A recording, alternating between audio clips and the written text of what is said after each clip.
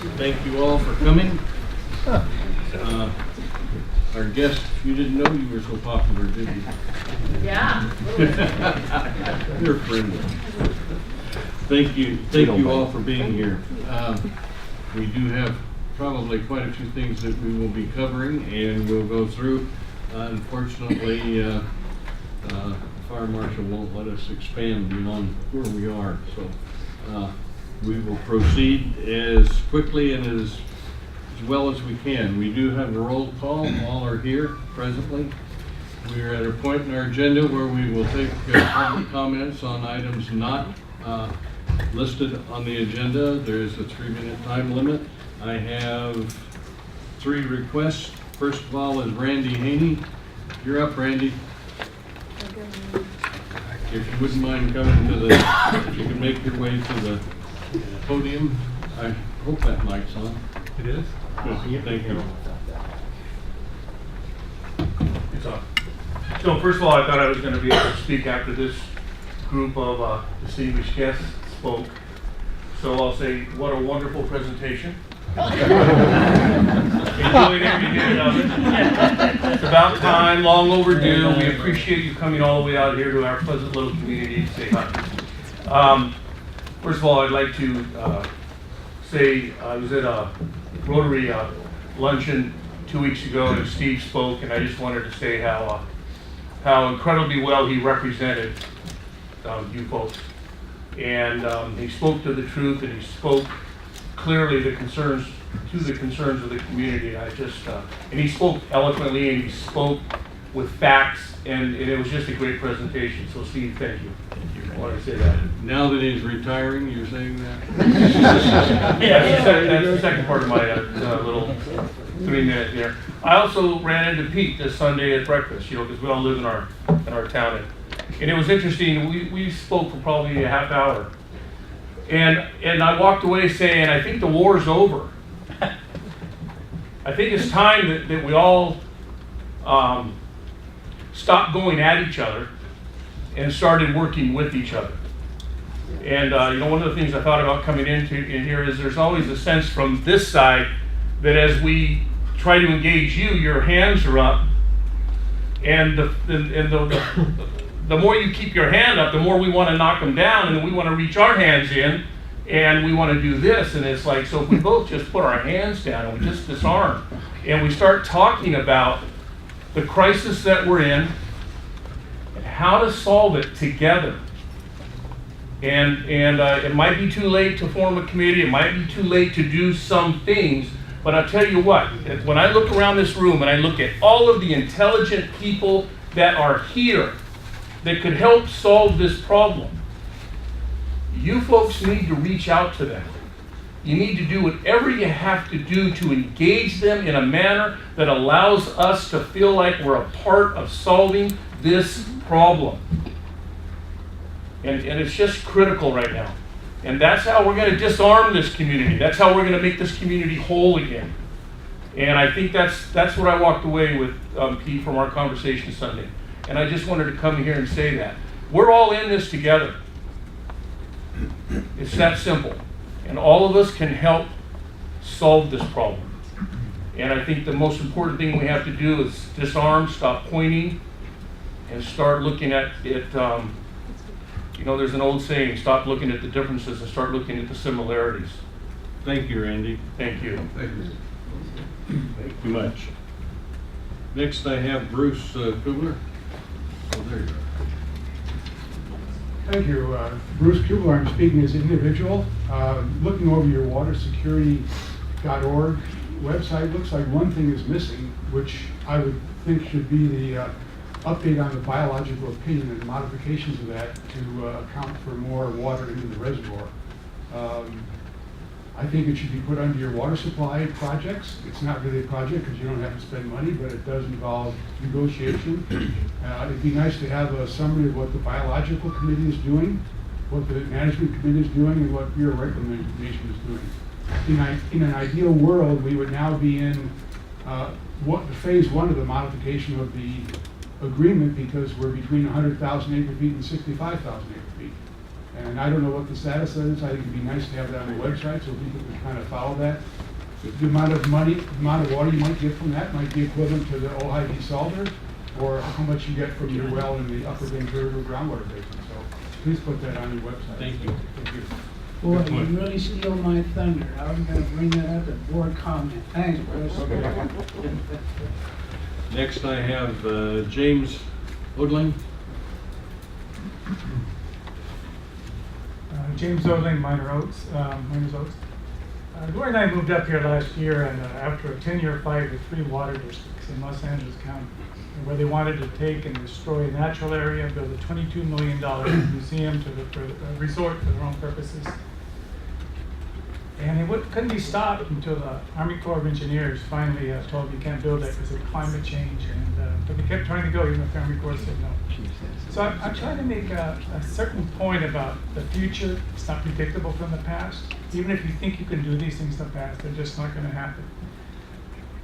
There's this, I've been going to a lot of these board meetings. I've gone to a lot of water district board meetings in Southern California. And I just don't see the implication, the conflation of the lack of transparency here with the boards not jumping to the first step, the panacea of importing water immediately. So there's not a tie-in, in my opinion, between transparency and the board's carefulness about importing water, because it's going to bring on some big changes. I lived in metropolitan Los Angeles for a long time, and I've seen, you've been to LA, you've seen what water imports can do to an otherwise very lovely place. So agriculture can't afford the water if it's coming in from the state, so it's time to think. Thank you for your comment. That's all I have under general comments. We will move to general manager comments. Yeah, sure. I'll start out with a good simple one, and I think most people in Ojai, I'm going to plead to you all. It's been interesting the last week. We had 3 hydrants hit in Ojai. Why, I don't know.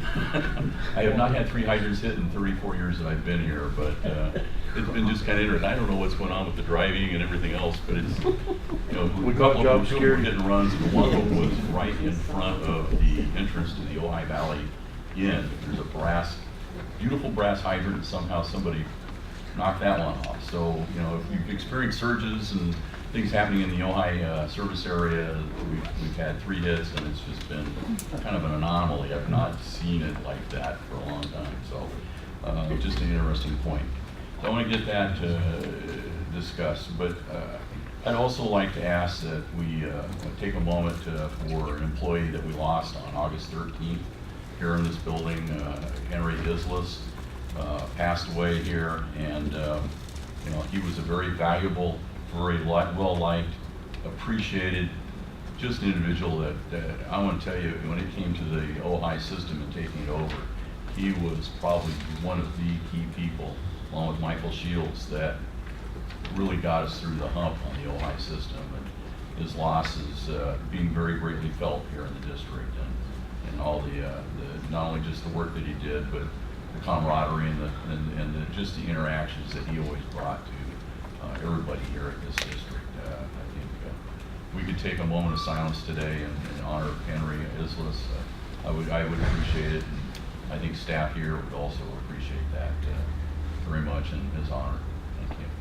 I think that's all I It'd be have. appropriate to adjourn our meeting at the end in his honor. Okay, thank you. And we'll do that. Any other comments? Hearing none, we'll move to board comments. So Turn the Baggerly? microphone so people out here can hear. We can have you. Maybe, yeah, can you hear it better out there now? Use your microphone, please. Yeah. Sorry, I think I turned mine off Oh, instead of on. Mr. Baggerly? Yes, I'd like to adopt Bruce Kubler's comments as my own and suggest that the biological opinion negotiations for the change in diversions during low water levels be put on the water security phase so that people can find that. And even the rules for diversions so that people can understand what we're up against for trying to get water into that canal. Good point, thank you. Thank you. Director Kaiser? No, thank you. The oftentimes say things happen in threes, and I see we got 3 speakers here today. Also, Steve, the hydrant issue. Another threes, maybe it was an honor of recognition of your retirement. Randy, thanks a lot for your comments. Appreciate it. Yeah, I feel the same way that, there comes a point in time where we got to get beyond the gotchas and all that and work together as jurisdictions and collaborate with each other. Much better time spent in an optimal way in regards to being effective and efficient, with discussions. And, the corner's been turned, and I think we all have to, pull together, as communities, as electeds, et cetera, to, make sure that that does happen. So, we represent the ratepayers, we represent the people of, the valley here as well as the greater district, and I think it's important that we make sure that those efficiencies and collaboration come into play. And thank you again for those comments. Director Berger? Really nothing, just glad to see everybody here. Okay.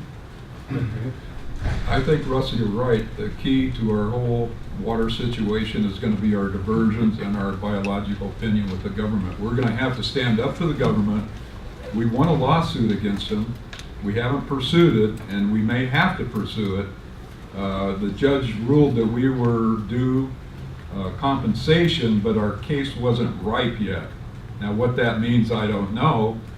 But if we have to go outside and buy water from the state, then it seems to me like that would make our case ripe. And we've got to get Scott down here and tell us what's going on in these negotiations on our biological opinion. I think it's key to this whole situation. We could get more water and they wouldn't want to take more water. So we've got to have some protocols on our diversions. It's just very, very important to us. My comments when on the individual items, so we'll move on to verbal reports on meetings attended. I have none unless you'd like to hear about my jury duty. No. No. No, thank you. Hearing none, then we'll move to consent agenda, and before we take that, I'd like to pull item D for just a brief discussion before we vote on it. So we have on the consent agenda items A, B, and C. Pleasure of the board. Move to approve. Second. Would you call the roll, please? Mr. Bagley? Yes. Mr. Kaiser? Yes. Ms. Bergen? Yes. Mr. Hicks? Yes. Mr. Wood? Yes. Item D is approval of purchase order to Granicus in the amount of $60,874 for installation, training, and integrated software solutions for our videoing, minutes, and peak agenda management for a 3-year period. This is not just filming the meeting. This is the whole agenda management, the minutes, storing in the cloud, and making available to the public online. So I think it's what most of you have been asking for. So we think it will work. This is the system that county is using, and it's well vetted. So that is my recommend adoption. Or I've just got one question. Do you think, Rebecca, that this is going to make your life easier? Yes. That makes it worth it. Besides everything else, you take the load off there and make the whole agenda prep, and then that'll save us money, because that'll free up some of her time too. Yeah, Mary. The Finance Committee had the opportunity to review this particular item, and it will definitely help out staff. We have standardization of the format that they use to present items on the agenda.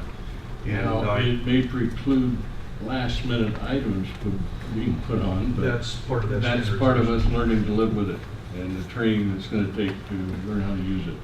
It was our understanding also that the amount that you see there, the $60,874 and some change, was also the total amount too. There's not any type of ancillary charges. For 3 years. Yeah. Yeah. The initial amount is $24,000 to do the training, to set up, to get it started. Then there's an annual fee. And so the total is for 3 years. Did you make a motion, Jim? Or did you want me to make one? You make a motion would be perfect. I would adopt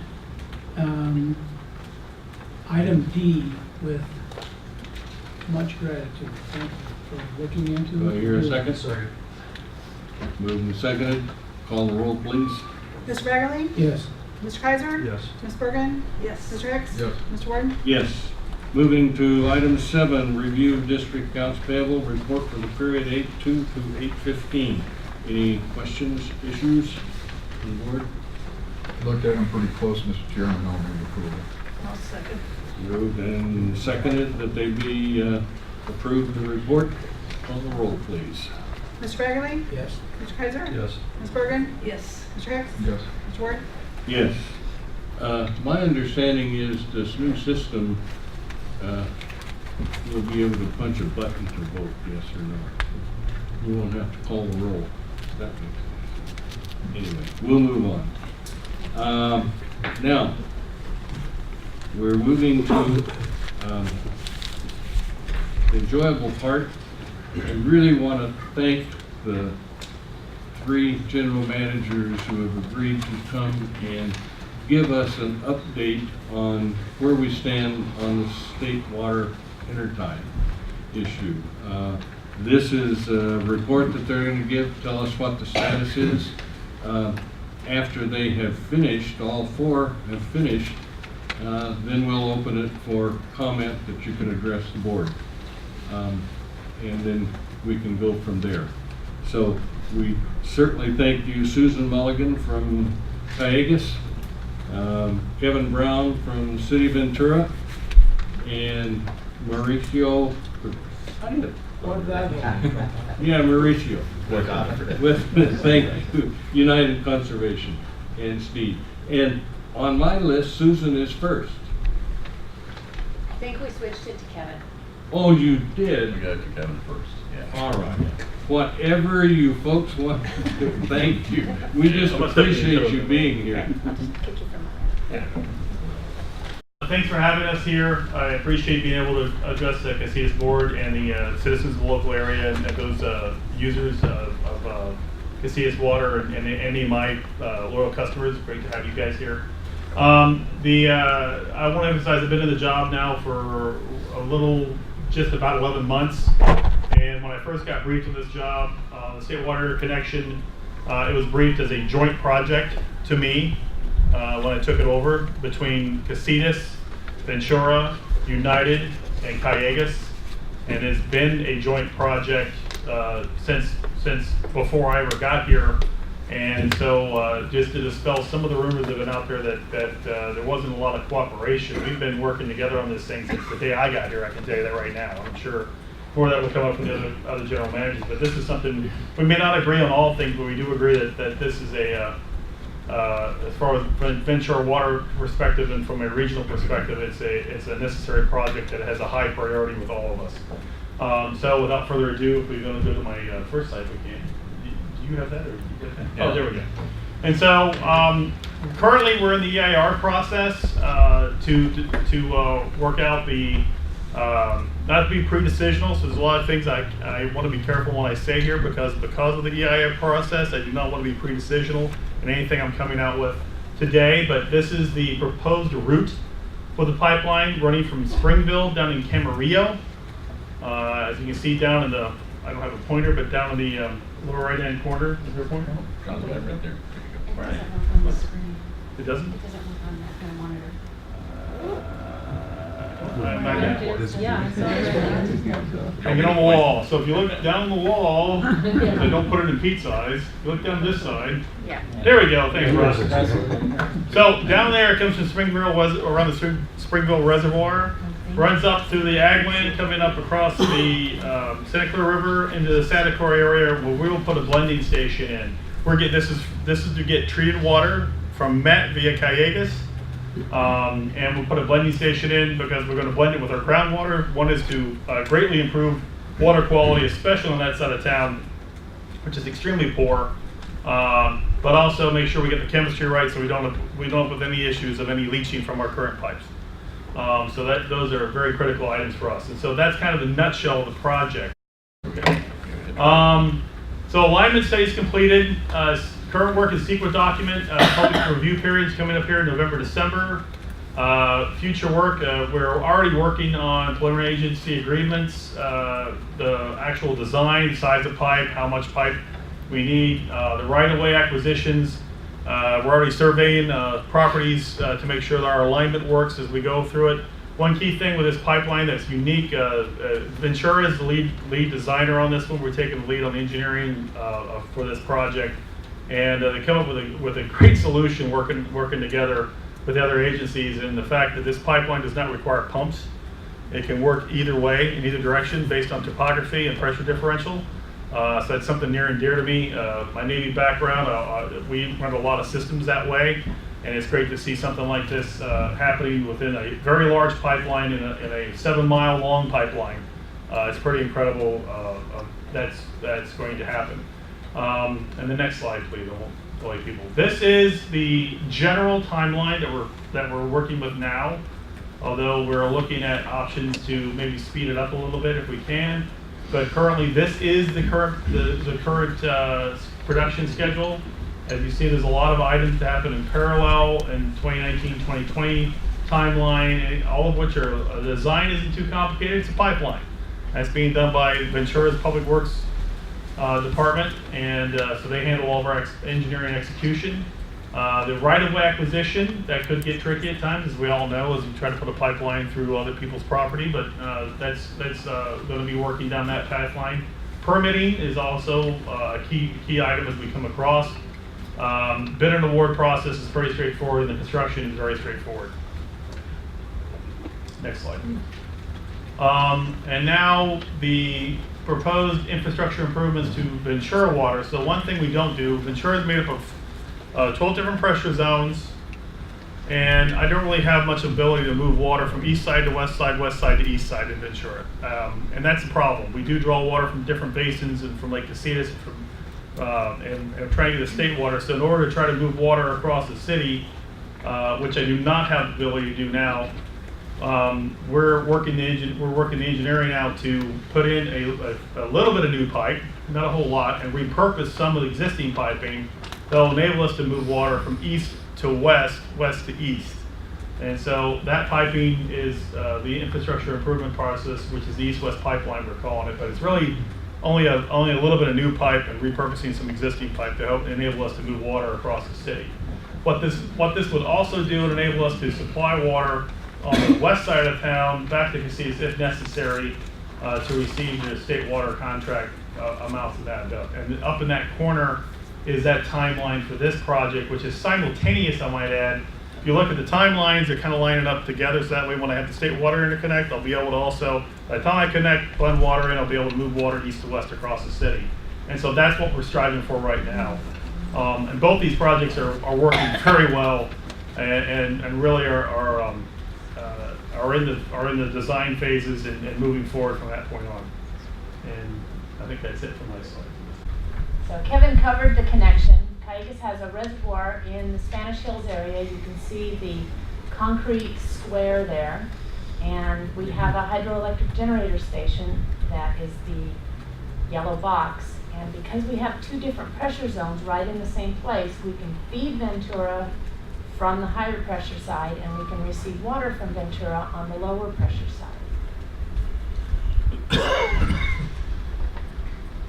Actually, let's go previous. Previous, okay. Yeah, which one's previous? Top one. Second one. We can just leave the other slide up. And I Let's can just go leave through that one my up. talking Let's just points. go for that. So, why is Cayugas interested in this project? We're actually going to be building about half of the pipeline and subsidizing. Well, we're still working on agreements and figuring out who pays what, but we'll be paying some portion of it. The main purpose of this pipeline is to move the state water allocations that are owned by the city, Casitas, and United through the metropolitan system, the Cayugas system, over to them. But Cayugas has an interest in this as well. We receive our water through one single tunnel in the Santa Susana Pass, up by the train tunnels in East Simi Valley. And if we have a failure and we lose that supply, or if we lose something further upstream, we are very short of water. 3/4 of the water in our area, and we serve a population of about 660,000 people, 3/4 of the water is imported. So if we lose that supply, it's a real problem. We have some local supplies, but this connection allows us to get water back from the city of Ventura if we're cut off from our imported supply. So that's our interest in the project. Our only use of this pipe would be during an emergency situation like that. So let's talk a little bit, just some background on wheeling and what that agreement is upstream. I'm not sure if everyone understands how that works. Casitas, United, and Ventura have a right to state project water. That's an incredibly valuable thing. Many people around the state would kill for that kind of thing these days. But they don't, other than United, Ventura and Casitas don't have a way to access that water. And they can access it by using other people's water systems to deliver the water when there's extra capacity. There's a law in the state of California, and it's called wheeling. And wheeling is really just letting somebody else use your pipes to the extent you're not using them. And state law says that a water agency has to wheel water if they have extra space, if the water that goes through it isn't going to cause a water quality problem, and if they're compensated fairly for it. And Metropolitan and Callejas are actually obliged by law, if we have extra space in our pipes, and we do pretty much all year round have some extra space in our pipes. People have conserved a lot lately, and we've got extra room in the pipes. And there's always extra room in the winter because pipes are sized for summer demands. So we're obliged to enter into agreements if these folks say they want to deliver their state project water through our systems, they can. The water would come down through Castaic Lake. The end of the state water system is Castaic Lake. And Metropolitan owns pipes that run south from Castaic Lake and go to a Jensen treatment plant in the north San Fernando Valley, kind of where the 5 and the 118 all come together. The water would be treated there. It would come across the valley, come through Callejas' water system, through that tunnel in Simi Valley. It would come through Simi Valley, Moore Park, Somas, Camarillo, and then it would come into this interconnection. But it would be the water that's owned by these entities under their state project rights. So just want to clear up, you're not going to be customers of Callejas. You are really just renting space from Callejas in this operation. One other thing that some people have asked is, could we do higher flows? Could we do more? And under this interconnection, Casitas and Ventura can get their entire state project allocations. If they chose to, say, go buy water on the market up in the middle of California and wanted to do that, it might be necessary to have a larger system. If Casitas were willing to allow Callejas to store water in their lake, and we needed a higher capacity to get it out in an emergency situation, this project wouldn't do it. Ventura doesn't have the capacity to do it. So we are, and we've been coordinating with Steve on this, Callejas is looking at what it would cost to build a dedicated pipe from Casitas' system in West Ventura all the way to Somas, which is where we would be able to take delivery of high flows of water. This is going to be an incredibly expensive project, and it will be a few years before Callejas would even know if this is something that's worth pursuing for us. We need to find other sources of emergency supply, and we're doing a water supply alternative study that's looking at 88 different options for places we can store water, places we can get water for our emergency situation. So I know some have talked about a more ambitious project than this. It's being studied, but it'll be a few years before we know whether that's something that makes sense for us. And Casitas will need to decide if it makes sense for them as well. But I think this is a modest first start. I think it's a first start. It gets them their allocation, and I think it's good for all of the parties to this agreement. Thank you, Mauricio Guardado, United Water Conservation District, and thank you again for the opportunity, members of the board and the public. Good afternoon. As far as state project water, as Susan mentioned, we're one of the parties to the state water contract. Our primary mode of operation in receiving that state water is through the backbone system of the state water project itself. into our Lake Piru, and from there we store it and convey it that way. This particular project we're interested in because you can see the alignment of the pipeline goes right through very near the vicinity of our facilities, and in particular our spreading grounds. I don't have a pointer, but just offset of the pipeline to the upper zone to the northeast area. We have throughout that vicinity we have, well, all in all, about 700 acres of recharge basin capacity, and we know when we get water there, really good things happen. So a standard for percolation rate in other type of recharge basins around California would, if you got 2 to 3 feet per day, that would be really good. We get anywhere from 12 to 14 feet per day of a percolation rate. So when water's available there, if we need it, that would be a really good place to put it for United Water and for the regional benefit across the Oxnard Plain. In addition to that, and Russ, since you did such a great job, I mean, not that you're Vanna White or anything, but so this down to the kind of southwest there, where El Rio site is. Right, so the yellow dots all along that pipeline represent some turnouts that United is proposing as part of this project, where we would then construct additional infrastructure to, say, our El Rio site. At the El Rio site, we have additional groundwater recharge basins, but we also have a very large well field and pumping capacity of about 32 million gallons per day. So often we may be experiencing some water quality issues out of those wells. This would be a really good source, again, if the water was available and we had contracted that water, to be able to blend and again recharge those basins so that water quality can improve, and that wholesale water we send to our customers would be that much more improved. I think that covers it as far as the interest for United in this particular collaboration of a project that would be able to wield excess state water. I think we all are sitting here thinking we've got a very good project for regional regions that need to be applied and not put aside because of rainfall, as we did in the 1990s and moving forward. And I think you're seeing some good efforts and some good decisions that are being made, but we do have some challenges that are before us that we're going to have to work through, and I think we can. And I'm speaking as though I'm going to be here forever, right? Okay, just pretend that for a moment, Russ. But I think it's very important that this area begin to look at its next step for sustainable water supplies. Questions of climate change. I've heard a lot of questions about safe yield calculations. All those things that we can look at. But the question comes down to, when it doesn't rain for a long time, where do we go to? And that's where we're at today. Beginning for the emergency readiness, and whether it's the drought for us or it's the earthquake scenarios that could happen to the Callegas area, can we work together to build something that will work in the future to serve the entire region, the entire Ventura County, and be beneficial? We do have to be careful, though, and there are some decisions that we are going to have to make, some financial decisions as we go forward. I've heard, that it should be affordable, and as we look at, populations that the cost would spread to, it does become more affordable than, say, one entity.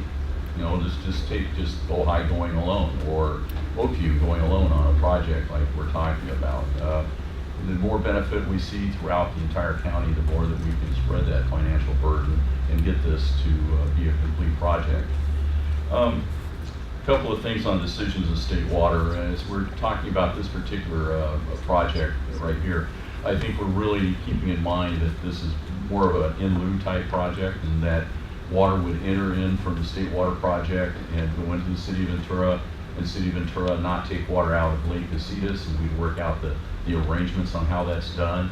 And I think that was important, that I think Susan had mentioned that to us in a meeting, and the light bulbs went off, is that the water that is coming in is Casitas's or City of Ventura's or United's water.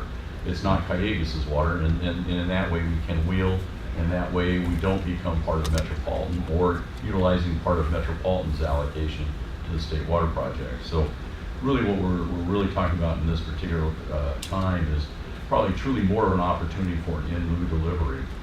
And one of the aspects of this particular pipeline that came up during the design phase and the operations phase was when you create a pipeline, a water pipeline, you must consider the age of the water that you have in that pipeline. If you let that water sit, it will go stagnant, you'll lose the disinfection. You'll want to flush it out and get rid of it. And that's a very expensive amount of water to flush when you're talking about a 7-mile pipeline that is anywhere between 30 and 36 inch diameter. So one of the aspects was a minimum flow that was desired or that was proposed.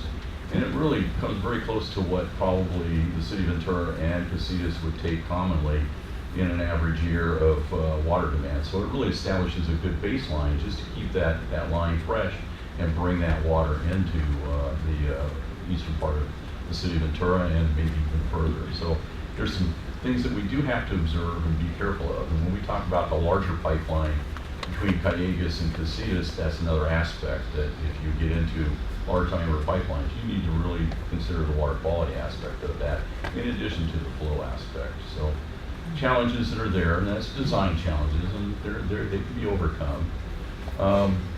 The direct wheeling or direct delivery part of it is probably a little bit more challenging in that we're not looking at large pipelines to bring water across. It is something that we do need to keep working on, keep looking at, and perhaps engaging even more City of Ventura with its water supplies, with the idea of moving water more easily. I think there's an opportunity there to everybody benefit by the water moving more easily through the City of Ventura, and it may be something that we pursue even further in the future. Task ahead on this are really each agency is contributing very well, and I hate for this to be my end, because I have really enjoyed working with these three individuals as general managers and coming to good conclusions and good thoughts when we do meet and we do talk about these projects. So we do have a lot of decisions that need to be made by each agency, and their varying participation, their scope of what they see as the project, and coming to some participation agreements, and we plan to be striking some ideas out in the next couple of months on exactly that. So that's one of the things that is coming down the line. The other one is operational commitments. End of next week, we're going to be meeting with Metropolitan Water District to talk about wheeling and what it's going to look like. They've not been entertained with that idea yet, but we're looking forward to a very good discussion with Metropolitan Water District and figuring out what they're going to charge us. Perhaps we'll find out very soon. But to get us on the radar with Metropolitan Water District and begin to get those operational commitments that we're going to be needing to move water through there, or we'll be back to the 1990s plan of trying to take water all the way through Cass State Junction and running down the Highway 126 and building a water treatment plant and a lot of those kinds of things. And that's another very expensive project. And I think the other thing that Casitas Municipal Water District will begin to pursue more is the financial commitment aspect of it. If we know what projects we're really truly looking at, develop up that financial plan, go to the public for perhaps bonds, go for grants, and also be concerned or consider the purchase of state water and the trends that we're going to be looking at with things like contract extension, Cal Water Fix, other things that are coming down the state water pipeline that are going to be very challenging and interesting to work with. So I think we've got, like I said before, probably the best opportunity with all four of these agencies to really do something good for Ventura County.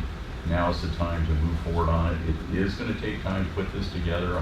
I was very happy to finally see Kevin's schedule there on that particular project. We've been dealing with that schedule for a long time, but now that the public sees it, you know what we're really looking at as far as the timeline, the challenges that are ahead, and I think now is the time to act and consider the State Water Project interconnection and our involvement in it. So I'll leave it at that. Thank you.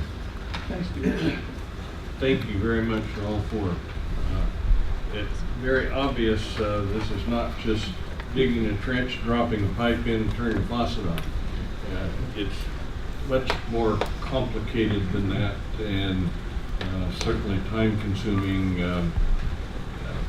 and we will continue working on it. I really do think that everybody that's been involved in it has the same goal in mind, and that's to help alleviate the issue with reliable water. And Kevin and those of us that live in Ventura, better quality water on the east side. For sure. I'm sorry, but yeah. I always said. Yeah, I know, that's why. Yeah, but it is all involved and it's all part of that.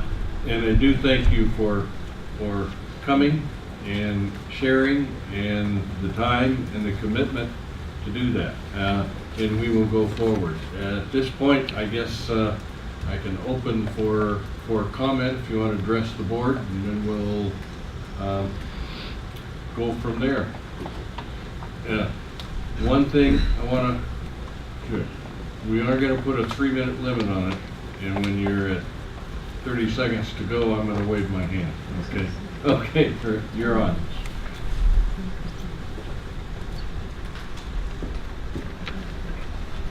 For Rapid and Third River Water District, I really appreciate the presentation. I just had a question on status of stage 3, which would be a pump station able to pump the water up into the valley. What's the status of that?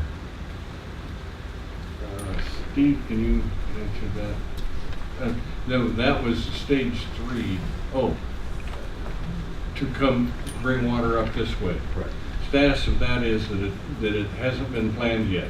That's one of the next steps that they addressed is going to have to be reviewed, planned, and taken all the way through. Yeah, and property negotiated for, so, Yeah. yeah, there's a little bit of work, but I think we can do that in probably a year and a half time. Did I see another? I'll Yeah. throw one out there. Yes. Bill Weirick, City of Ojai. 2 questions to help my continuing education. Thank you for being here. Number 1, is the design criteria the same for managing the lake on a safe yield analysis management plan versus a minimum reserve management plan? And in other words, will this design criteria compatible with either approach to managing the lake?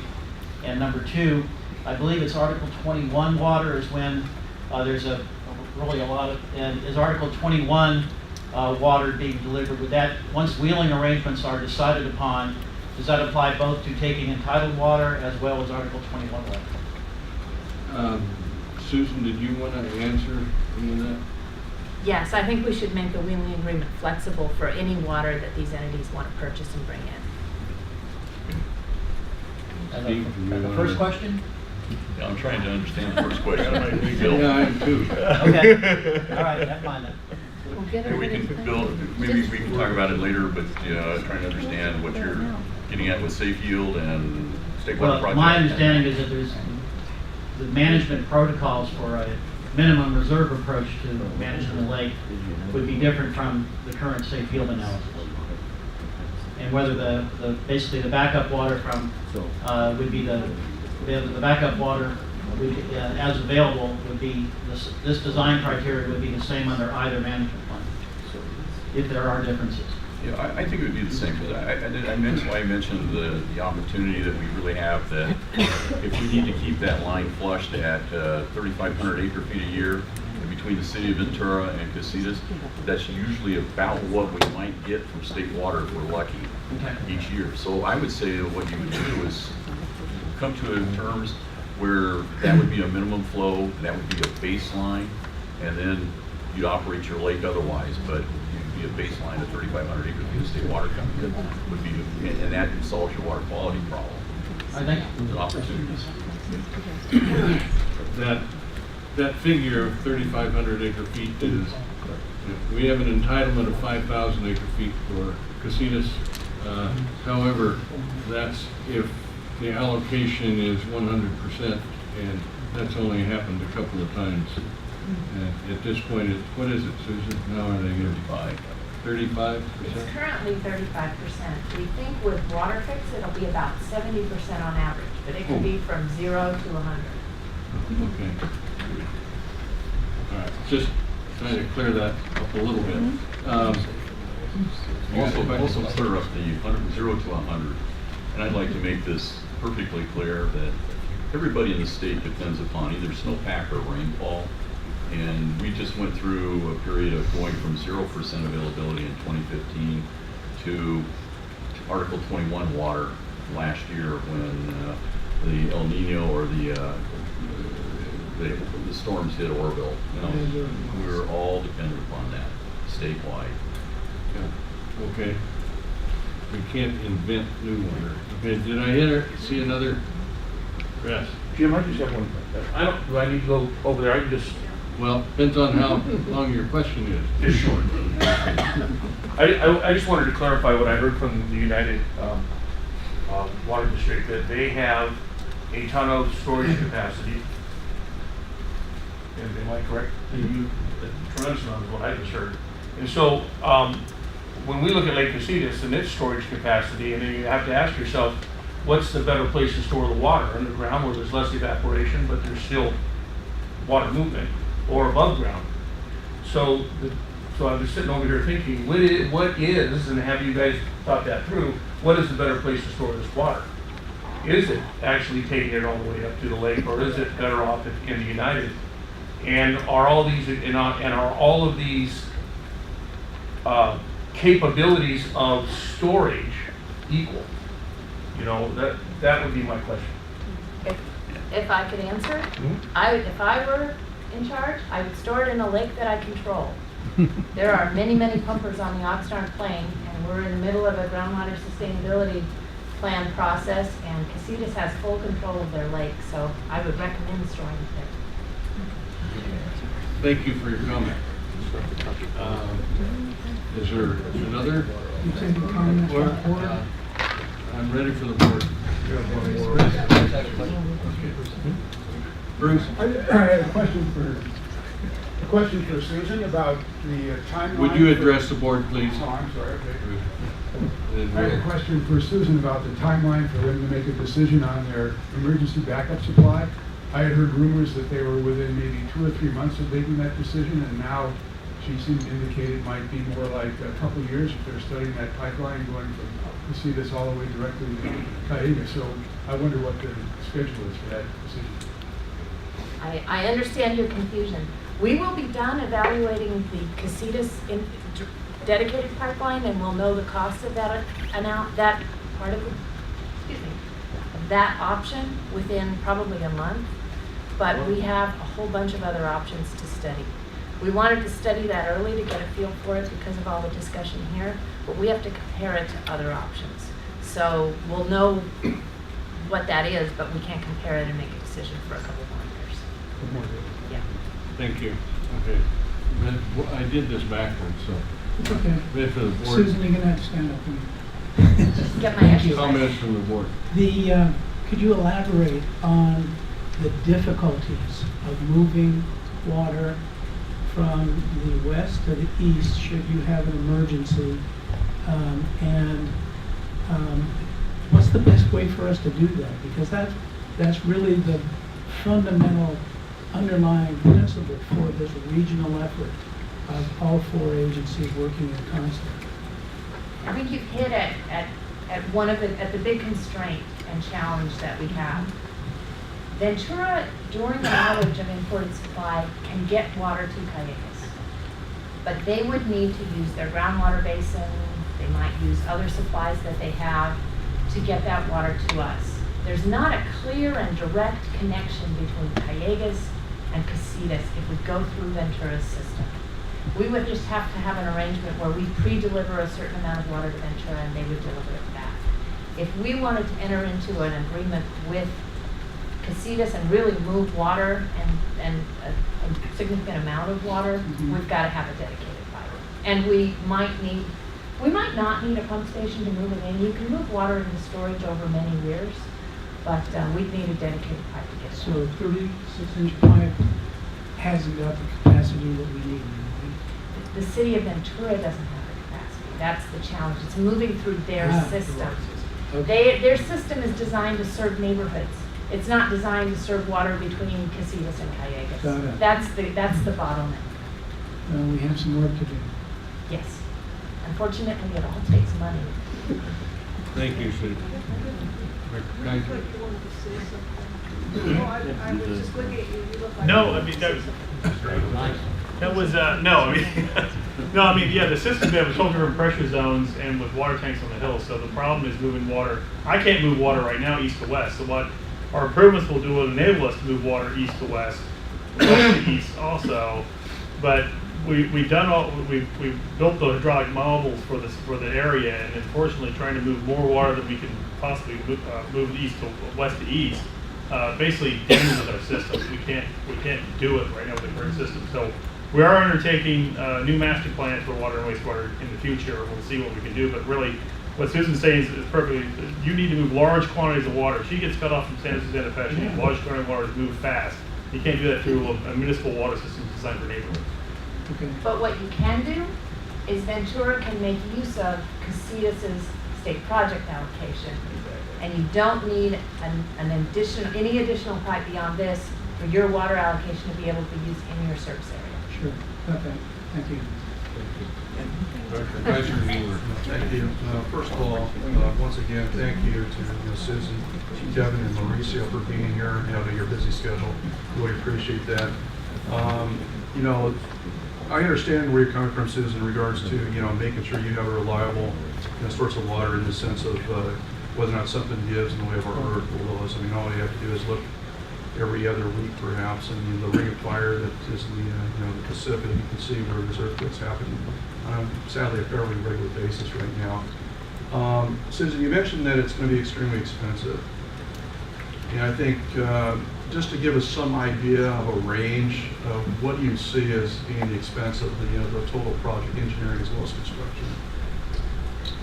For the larger pipeline? Yes. Well, this the pipe, totality of the entire project, because I think that's what the public needs to hear, that kind of information too. so this pipe is 45 million. Okay. Design, construction, right-of-way acquisition, everything, $45 million project. That other pipeline is 3 to 4 times as long and about the same size. So you can do the math, you're looking at a $200 million project. Definitely takes a lot of thinking before we move into that. I put this up for you, Susan, too, and I forgot to go to this, but this also gives you the perspective of the mileage or the distances that we're talking about between those stars. And the first project we're talking about right now is from the star on the right up to the one in the middle. That's the 7-mile pipeline project that we're talking about right now. To do what we're talking about would be another 8 miles to get it to that next star off to the left. And probably a larger diameter, and I understand Susan's system too, and that we can't go back to the Springville. We'd have to go all the way to Somas with it, so there's another 6 miles approximately. So we're actually looking at about a 14 mile as compared to the project at 7 miles at about 45 million. Yeah. That being the case, and obviously this is a mutually beneficial type of endeavor that all the districts are getting into. Would you see that the cost would be borne by the greater population of the affected districts then? Well, certainly, Callegas' entire service area would benefit, all the way from Simi Valley, Oxnard. So they certainly would bear Callegas' portion of the cost. Your service area isn't quite as large a population, so all of that would just need to be worked out, looking at mutual benefits. What's the benefit to Casitas if you were able to take delivery of more water, like if Article 21 water were available? I think it's good to get this smaller project going, and you can see how that works for you. If Callegas doesn't find more cost-effective ways to get large quantities of water, it's conceivable that whole project might be worth it to Callegas. It just depends on how it compares to our other options. Thank you. Appreciate that. Any other comment? Susan, could I ask a question? I've heard this both ways and I'm really confused.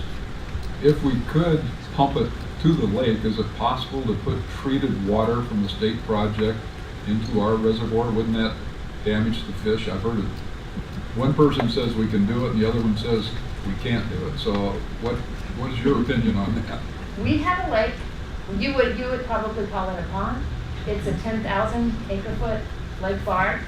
And we put treated water from the Jensen filtration plant into it, and we have a very healthy fish population, and we don't have algae problems. So there's not a problem with putting treated water into Lake Casitas? There isn't in our lake. So I don't know why there would be in Are you, Casitas. your finished product of what we're getting from the Jensen plant, do they finish out with the chloramine? They do finish it with chloramine, but as soon as the chloramine gets into our lake, it's gone. Yeah, it's gone. It disappears in the lake. So that's not a problem? The disinfection is no Okay, problem. great. It disappears. Thank you.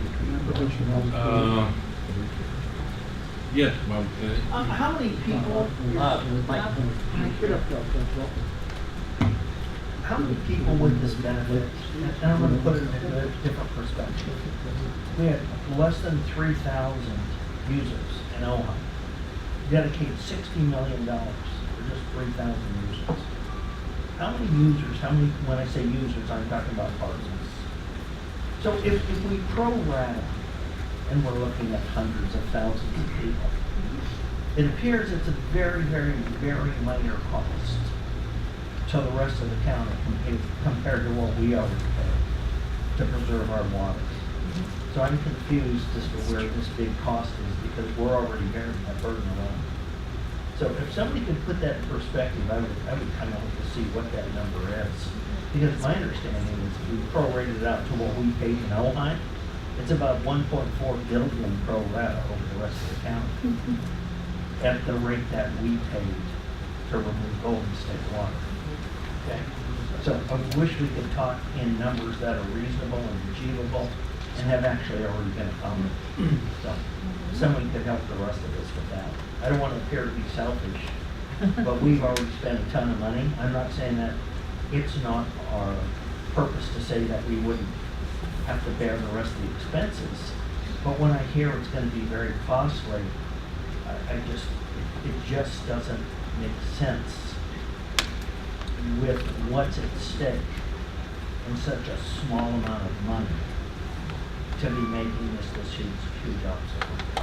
What's the last gallon of water going to do? And I think that's where we need to start with that. Thank you. That's one of the things we still have to work out and talk about and think about what it's going to be.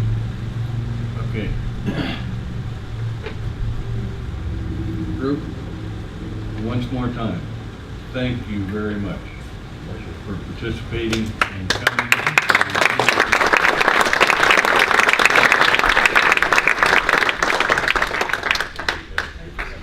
Well, we'll reconvene our meeting. I think we're all present now. Go ahead. And we'll move to update on our strategies on the public relations action plan. You're on, Chris. All right, so Steve's putting up a couple slides I wanted to show, just to show our progress and where we've gone from here. But since I spoke to you last month, I wanted to give an update on 3 areas on the water security outreach plan that we've been discussing. For everyone that is here that wasn't here when we discussed this last time, I'll just go through a few of the basics. We've been developing the collateral materials around the website, the CasitasWaterSecurity.org, and then from there, fact sheet, slide presentation, and some community outreach elements to ensure that the information about the status of the lake and the groundwater supply and Casitas' activities, including what you just heard today, get out to the public. So the first thing is on the 25th, when I was here last, the website was still in draft form. We launched that on the 1st of August. You've all seen that. The fact sheet and slide presentation that are intended to be used for community presentations were sent in draft form on the 3rd of August. We've made some tweaks since then as the lake numbers have changed. The board has requested staff that every 2 weeks the numbers get updated. So as those get updated, we refresh the materials so we're ready to go there. So from all the collateral materials that were in our original projects, they are completed and ready to go. What about the newsletter? The newsletter comes in a digital. There has been a draft newsletter produced. There's been a list for a newsletter produced. It is in review right now with district staff. When it's ready to go, it can be sent out. Originally, we had intended to send the newsletter out after the August 30th discussion over the EIR on the State Water Interconnect. At the request of the board, I had, board members, I had moved that up, and so we did deliver the draft just last week to staff to review. That's ready to send. We're still going through the list to ensure that as many stakeholders as possible are on that email list, but it's all set up and ready to send. And then what we'll do after the August 30th additional update is we'll just crack the second newsletter and send that out. A few statistics on social media. I think I'm going through a lot of this while we're. I can't see that far.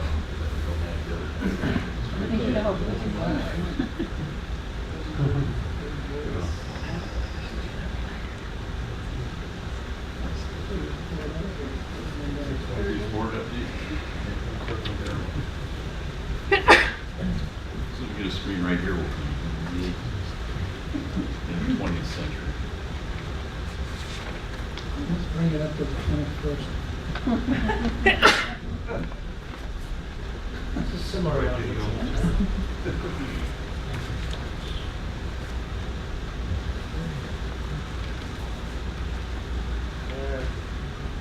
I think that we're having some connect problems, so I'll help you out. So- Just give me a wink.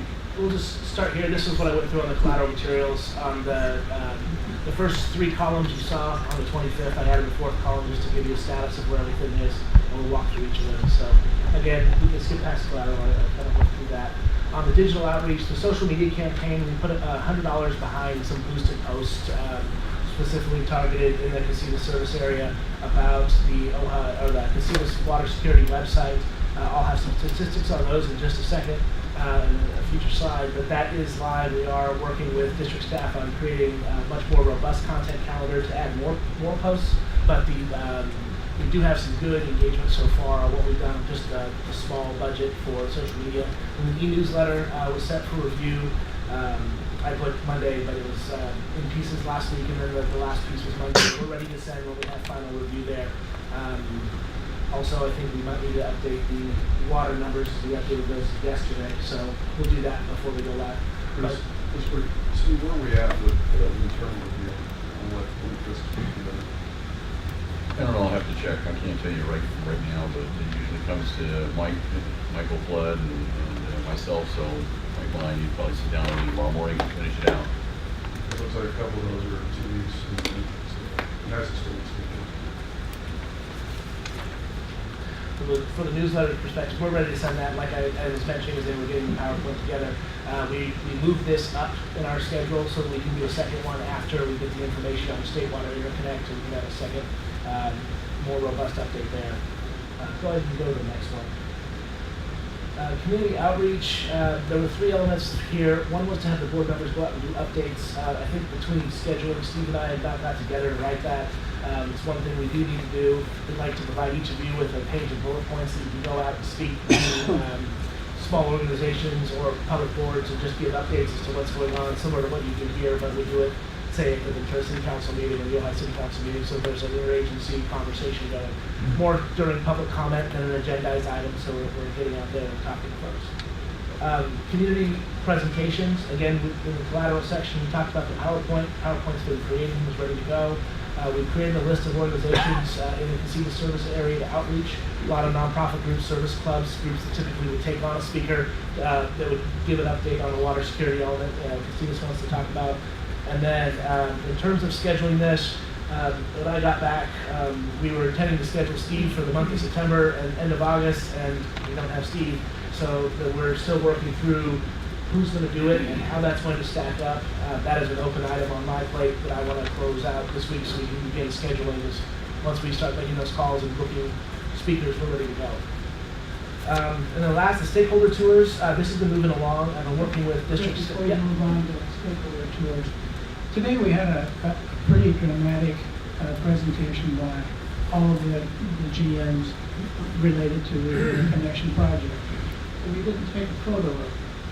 You know, it could have been used as part of our outreach, and I'm sorry I didn't think about it.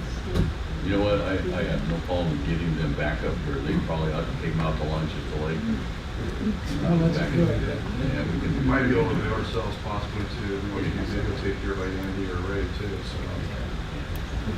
Yeah, you're right, Russ. So moving on to stakeholder tours, I've been working with district staff. I wrote up last week the framework for the tour. The goal is to bring between 10 and 20 folks in any given tour. In the first one, the goal is to be in the middle of September. We proposed some dates to operations and management to make sure that we're not getting in the way of peak days for them to be doing different things.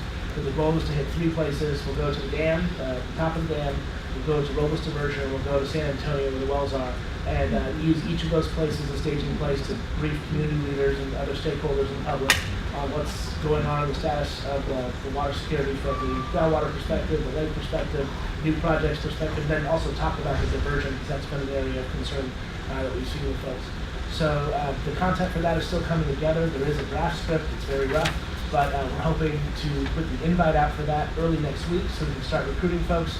And the goal of this is to be a long-term program, open it up to the public, so maybe once a month on the X Thursday or Friday or whatever the date ends up being, we can go and have these tours open to anybody that signs up in advance, so we can be educating the general public and customers on where the water comes from and what status is.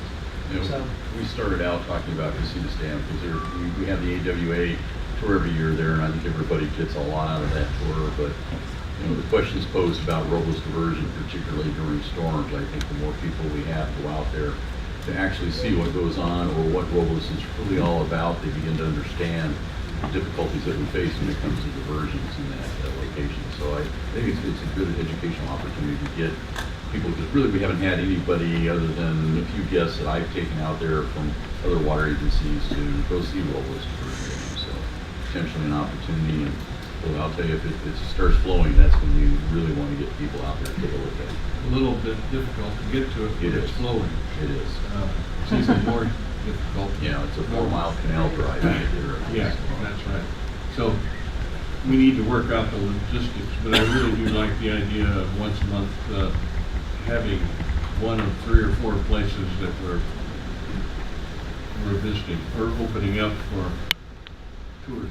yeah, I think that we've used this in other jurisdictions, and it's a great way to connect with folks. Take an hour and a half to 2 hours maximum, so we try and keep them short, so people can take an extended lunch and still get the opportunity to see what we've got. Again, that's going to start in September and roll forward from there. The first tour we'll be able to hold right now. I believe the number is 16 from the public, and then the driver and then officials of the district. But we're talking about adding additional vans and additional staff to that to make sure Well, that we roll out larger. some of the tours would lend themselves to more than, and others less. Right.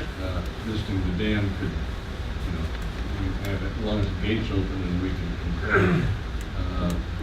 And if we're there, more cars can come in from there. But going to Robles is really problematic. We're going to have to take the folks in to that one. We wouldn't want them having to drive.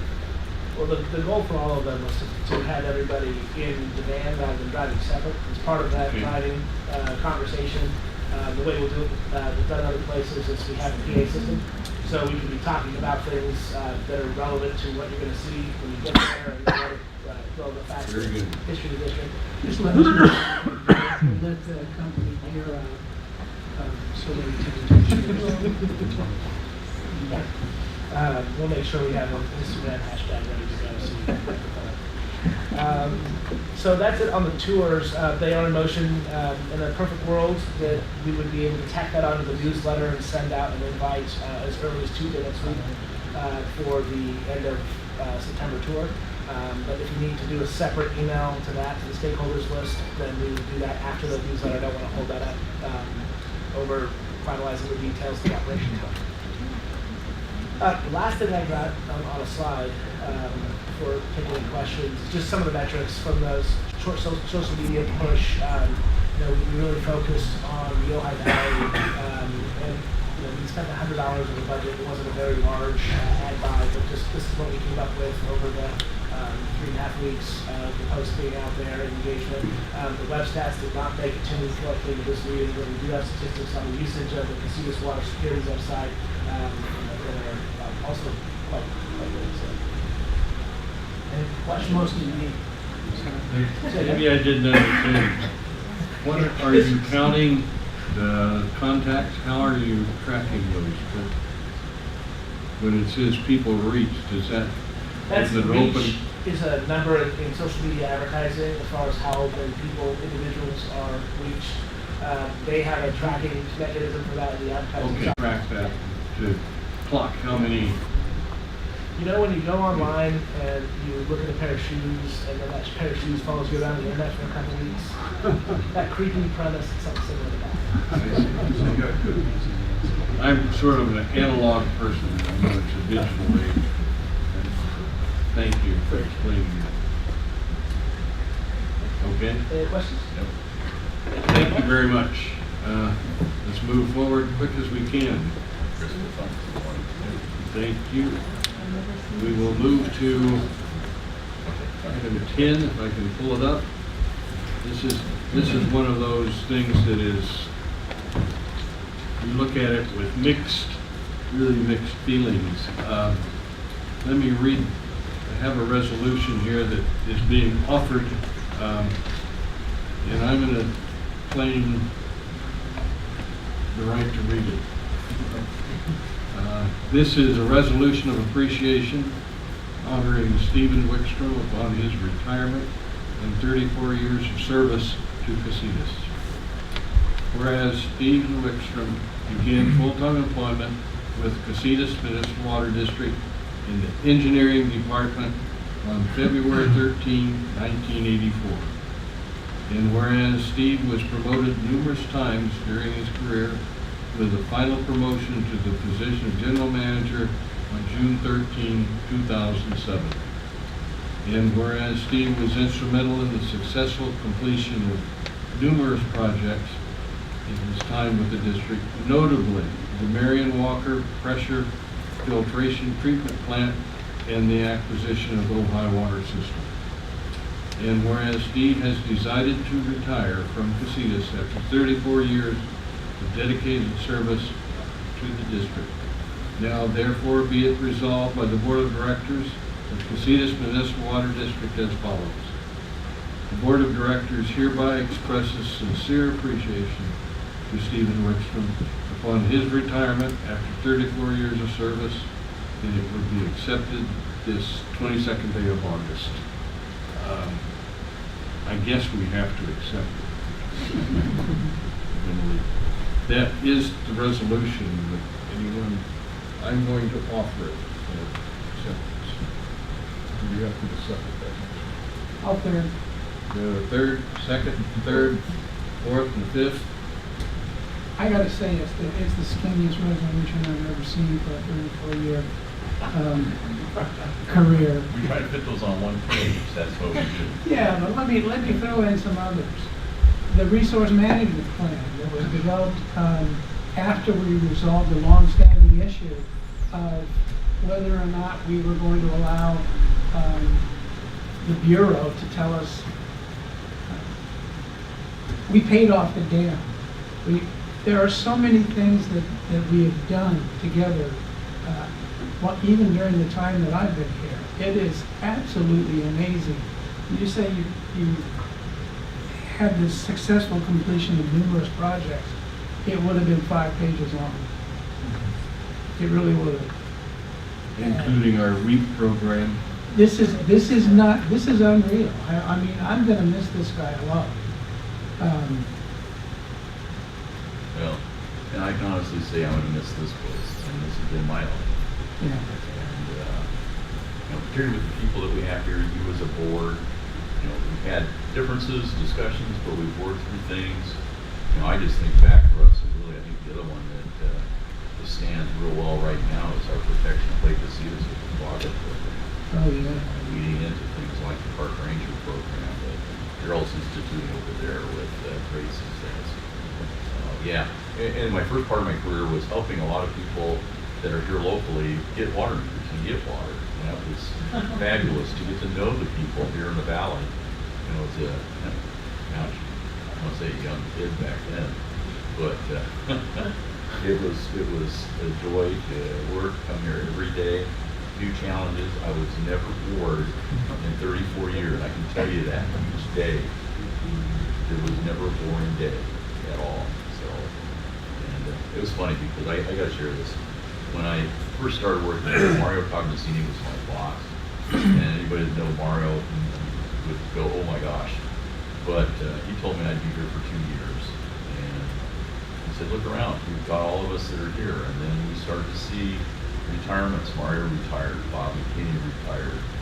It was just a large group of retirements that occurred in the late 1980s that opened doors for me. And I share that with my own staff, is to get educated, continue to work hard, learn as much as you can, read, research as much as you can about this district, and it will benefit not only you, but it will benefit the district. So I see our personnel doing that now, and I'm glad to see that. So you've got a lot of good stock that are coming up right now in this district. And we're just here for a moment in time. This district is here forever to help the people get water supply. It's a 1,000-year corporation. That's so true. And Steve, you've been here over 3 decades. There's just so much that you contributed to this organization. And just being a young guy, a young engineer, I almost say that you're old enough, but That's okay. But all that you've done to put it on a steady foundation through the years. And one of the things that unfortunately wasn't listening here is that there was language for many years, and that was the agreement with us and Ventura. It was very significant. It was a very significant thing that happened with coming to a cooperative type of agreement with them. I think probably the hardest thing you're going to probably experience is when you go down 33 here, your truck's going to automatically want to turn right here. Yeah, that's very true. It probably will. Just a side note on that agreement with the city of Ventura. After working on it for about 3 years, the city of Ventura's water consumption out of the lake has been reduced by more than half in the 3 years. And that really is a direct result of the working on that new agreement. So you're right. Well, I want to say there could not be a more dedicated person. Steve's, but Steve puts his heart and soul every minute into this place. Steve, what's amazing to me when I look back almost 30 years ago, we actually had pit toilets around the lake. Well, We didn't have a treatment plant, and it's just amazing the changes that have taken place in those 30 years. Well, and I think going away, I have probably 2 regrets. One regret that first day here, I went, what? Is that we haven't gotten that sewer system out there to recreation area yet. I really wanted to get that. We didn't. I think it's something that I think staff is going to be looking at here right now. In fact, I think they're looking for grants for it. That would be marvelous to get accomplished. And I think the other thing is I'm leaving here and Blake's not full. And I anticipate that that's going to happen. But I'm a hopeful guy, and I've seen it too many times go from 50% and deal with those storms that come in, and it's amazing how we can get water moving. So You had to leave something for the others. Yeah, there's plenty. There is plenty. It's getting crazier as we go. I think we're ready to call. Can I have 60 seconds? You may have 60 seconds. Steve may not like it. I tried to figure out who Stephen Wilkstrom was. I didn't call that before, probably one of his mother calls him that. And to Russ's point, I would think after 34 years, you would have a pretty, what have you done in the 34 years? I think you get some things accomplished. But I don't really look at the accomplishments for me as the general counsel. The measure of the man that I see Steve Wickstrom is that Steve has always put the interests of Casitas and its constituents in front of the zone. He's been selfless and honest, and that's all someone can ask from a public servant, in my mind. And I want to thank Steve for the time we spent together and wishing him the best.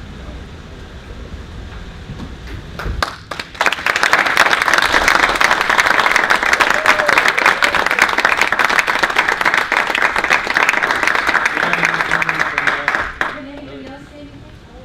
I would like to say. Please. This is your last chance to pick up. I know. I just want to say, Steve, I've learned about your ability to analyze situations and influence decision-making here about critical, complicated, very complicated issues. And specifically, I spoke with Paul Jenkins, who's not here today, but he mentioned to me what a critical part he played in the Tillahaw Dam and the removal of the Tillahaw Dam. And he said that once you had all the facts and you knew how it was going to work, everybody lined up and kind of said, we get it, and we're going to go for it now. And I just want to say that is now on the ballot, and we're all going to be voting on it. But you were a critical leader in that, and I want to thank you very much. Thank you. I'll see Paul. We talked to Paul next week, but Paul and I have got our rocking chair locations to sit when we see that game. We're both going to watch that one go. It would be well earned. Did I hear any other comment? If not, will you call the roll, please? Yep. Yes, Bert. I'm really disappointed this board accepted his retirement. Steve? You notice I said with regret we were doing it. Yeah, I know, but you have to put that into action. But, he deserves the right to be able to retire, but it's a tremendous loss, not only to Casitas, but to the entire Ojai Valley. Absorbing the Ojai system has taken a tremendous effort, and Steve's leadership on everything that we've mentioned here, the way he works with others, like our little water district, Ventura River, and Miners Oaks, and the other mutuals, really brings us all together. And we're going to really miss having Steve here to work with. And I really wish he wouldn't retire and just hang around for a few more years, but you know, that time has to come. It's unfortunate that it's, we're going to miss it. Thank you, Bert. Thank you. Anybody else? Please call the roll. Yes, Mr. Baggerly? Regret, yes, I am. Mr. Heiser? Yes. Ms. Bergen? Yes. Mr. Hicks? Yes. Mr. Ward? With regret, yes.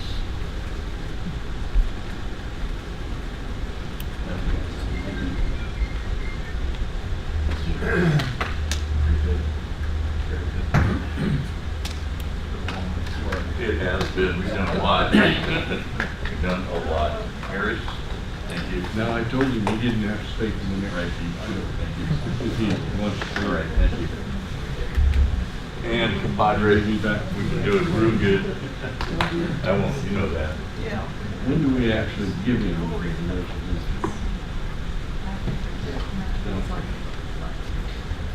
He hasn't left yet. No. Can I ask? You can leave now if you want. Be excused. We are moving to item number 11 on the agenda, which is discussion by board members regarding the preferred qualifications, characteristics for the selection of the general manager. And I will note that part of our closed session, as listed on our agenda, is dealing with the general manager title, discussion considering the interim manager's pay, and we'll be considering the selection of an executive firm, search firm. And part of that will be discussing qualifications for the general manager. I'd add that one of the other rationales for the board being on this on the agenda was to seek any public comment that you might have, that the public might have on things that they'd like to see in the general manager for the board to consider. If there is comment regarding that, we will take that comment now.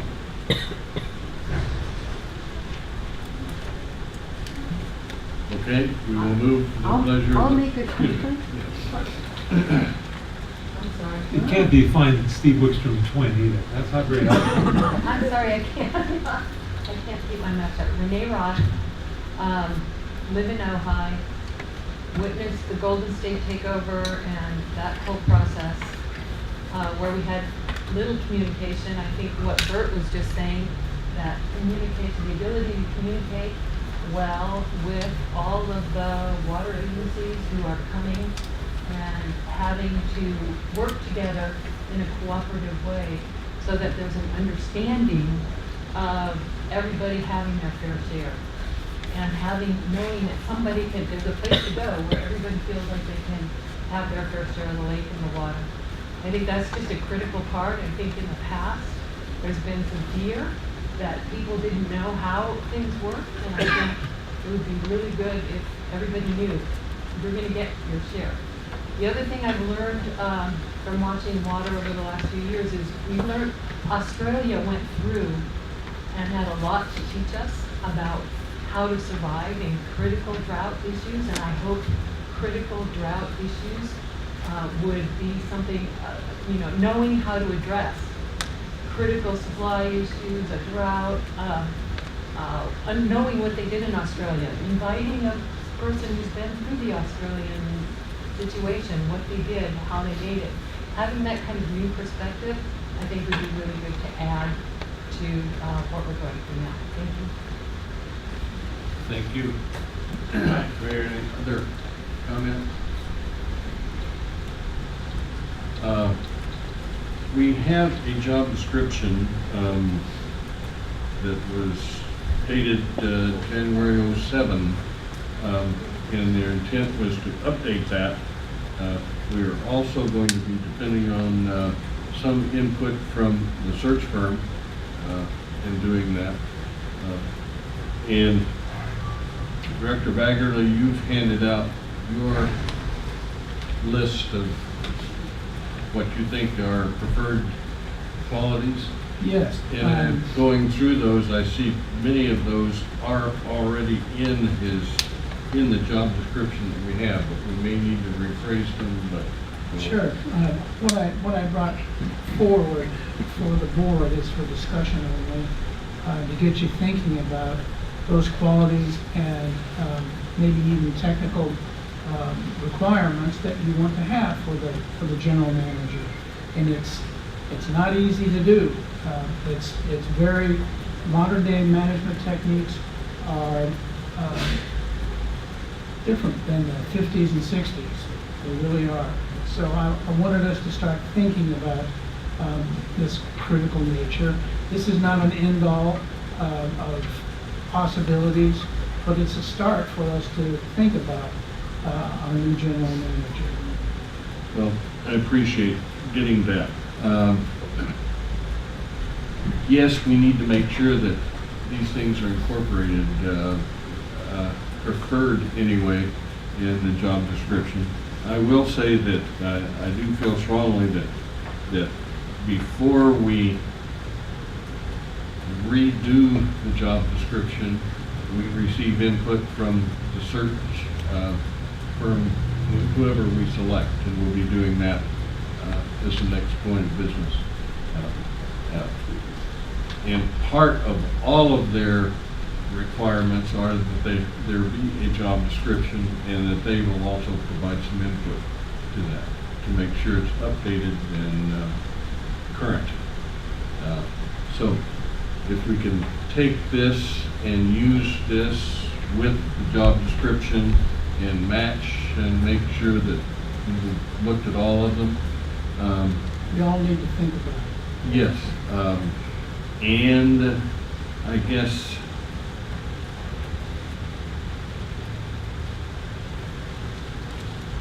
we'll be making that decision shortly after we've made a decision on the search firm. So we will go from there. Do I hear any other discussion from the public? If not, we will move on to the next item of business, which is information items for acceptance and filing. Mr. Chairman, I do have one question on the very last item, which is our water consumption. And I was looking at this and I'm wondering if my eyes are going bad or this is a misprint or whatever, but our residential use in August was 54 acre feet.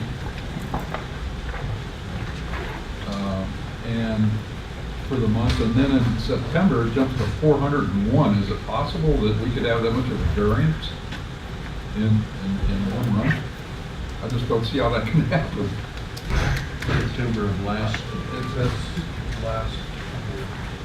Still, that is way out of whack. I don't see how that can be. I'll take a look. But that was, yeah. How can we use Denise, 7 do you times, have- I'll take a look at it.